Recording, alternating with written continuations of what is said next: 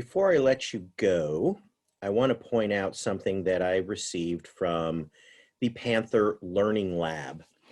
And this is a tool that they use to help with PowerPoint presentations. And it's the rules of 7 for creating effective PowerPoints.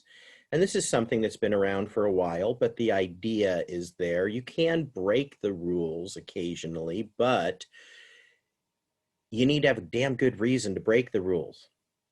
Follow the rules. Once you know the rules and why they work and how to use them effectively, then you can make a creative decision to try to break a rule. And excuse me, my calendar just went off. But the 7x7 rule, number 1, use no more than 7 words per line and no more than 7 lines per visual. And that's generally pushing it. A lot of people put a whole book on a single slide and you can't read the text. You don't want to do that. You just want bullet points. Often 2 or 3 words, 5 words is plenty. You don't put something up there so you can read it to the audience. You put up major points. You've been watching me do PowerPoint presentations, and a lot of them I haven't created. A lot of them are tutorial style, so they're maybe not ideal examples, but some of them are pretty good slides that I've presented in this class in terms of following the rules. Keep it short, to the point, just what you need. If you need more words, make sub-points below the main point. And again, these aren't complete sentences usually. You can use a complete sentence, but for the most part, you're just making bullet points. Keep your font sizes big. 24-point font or bigger is generally the rule of thumb, but you can use smaller. But keep in mind, how big is your screen going to be? How far away is your audience going to be? What kind of audience? You want things to be visible. And the more words you put, the smaller the font has to be to fit it on the screen. And you start getting down below 24-point, depending on the font. I will give you that. If you're using Latin wide, 24-point Latin wide, you can fit about 3 words on a whole slide. It's a really big font.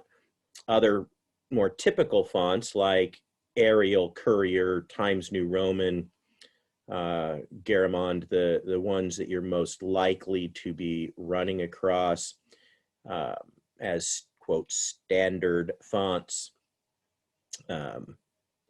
24 is generally a good guideline. Number 2, apply the billboard test. Each slide or transparency should be easily read and understood, similarly to information seen while driving. And the billboard test, I think, is a good one. Can you take a glance and be able to quickly read what's there? Can you see it? Can you understand it? Now, yeah, don't use the I'm driving on the freeway at 85 miles an hour. Can I read it fast enough if I take my eyes off the screen? Don't get too carried away with the billboard analogy, but it does work. Can you see it? As though you were doing a quick drive-by. One of the things that I will also do, I might even squint my eyes so I can't quite read it and look at the overall layout. Does the layout look balanced? Does it look pleasing to the eye? Number 3, use images that relate and support your presentation. Realize that people may forget lists, but they'll recall images. So images are great to help utilize the way people memorize things. So if you just have a bulleted list, it might be valuable, but throwing an image on there emphasizes the information and helps people create associations with words and images and helps them remember. Don't overdo the graphics with too many or too contrasting in color. So again, you want to keep it simple. Number 4, make sure your presentation is easy on the eyes. Stay away from weird colors and busy backgrounds. And so, for example, an orange text on a yellow background might be really hard to read.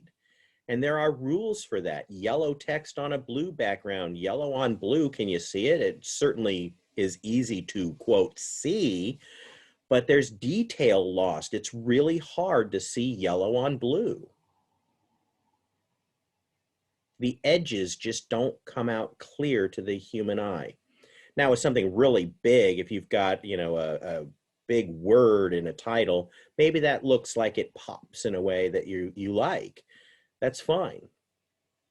Maybe using a text where you can use a font artistic effect with a black border. Maybe that helps make it pop. Or maybe you just got to pick another color. And I've seen some really colorful yet hard to read PowerPoints over the years. And that's where some of the predefined themes can be really, really handy. These are professionals that work for Microsoft and other companies that have created themes that work with the human eye, that work with the human mind, and that work with the color palettes that are compatible. Easy to read fonts like Arial Times Roman should make up the bulk of your text. There are others out there. I think Microsoft has really favored Courier in recent years. Courier is a good font. Garamond is a good font. Hartnell uses Shannon, which is another really good font that's easy to read. Funky fonts are great, but use them sparingly. Make sure that you're using them only where you're trying to create some sort of mood effect.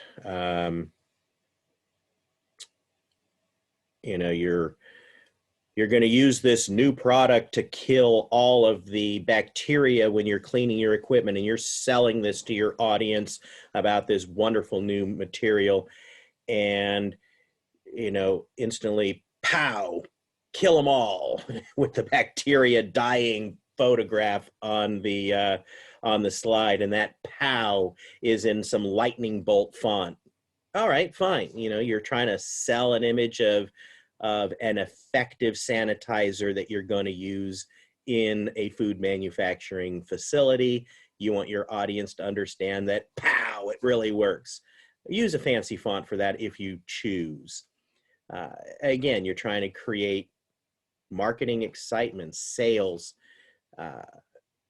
is important in that context. You're not just trying to say, and our product works, and it says that it will kill 99.9% of all bacteria. Boring. And you have all of that in bullet points in Arial font. You got to mix it up some for entertainment value. Emphasis value. Number 5, leave out the sound effects and background music unless it's related to the content being presented. I have one that every time I do it, it's a plant science presentation from a master gardeners group in Wisconsin. And there are some sound effects that I always forget that are there, and then I get too busy to take them out, and I'm sure I'm not going to go back now because I'm going to forget. But as I'm giving the presentation to the class, the first comes up, and it's like, whoa, what was that? Oh, God, I forgot the animations. Or not the animations, the sound effects. I wish they didn't use them. I got to get in there and take those out. They do nothing except maybe wake up the audience, and there's just too many of them. There are ways you can use sound effects to make sure your audience is engaged, and I guess that might be what the author of that PowerPoint was doing. It certainly wakes you up if the sound is up in the classroom. But background music makes it hard to hear you. Sound effects generally are distracting and just gimmicky. Is it related to the content? And I could argue, you know, there is a spot or two where there is an important emphasis being made, and a sound effect wakes people up sometimes, or maybe the music, if you're talking about the one I just mentioned, the sanitizer that's killing the bugs. As it goes pow on the screen, you might have a pow sound, some sort of a boom or pow, and then after that going into a funeral dirge or march, or dun dun dun dun dun dun dun dun. Here comes here comes Darth Vader to kill everybody. Whatever, you're using something that might have some humor, you're using something that might have some impact based on what's going on the screen. But in the slideshow, if any of you had my plant science and have run across that PowerPoint, you probably know what I'm talking about. Just to have a zoom as the slide goes from one to the next is not something that is useful. Leave it out. Number 6, use the one principle. Limit each visual to one idea, one concept, or one main point. And you might break that down a little bit. So, if you're going to have a visual, not necessarily a single slide, but probably, you're trying to get one thing across. Now, that might be divided into 3 or 4 bullet points, but you're really sticking to one idea. And put it to the 1-minute test. If the audience will need more than 60 seconds to figure it out, it's too complex. Proofread, proofread, proofread. You'd hate to discover misspelling during your presentation. Wake up, students. It's obvious sometimes that you created a PowerPoint at 1 in the morning and didn't ever bother to go back and read it yourself. Especially when you misspell Hartnell or you misspell your own name. Somebody was a little tired when they were finishing this presentation. But those are the rules of 7. Some other great ideas and concepts to do a good PowerPoint.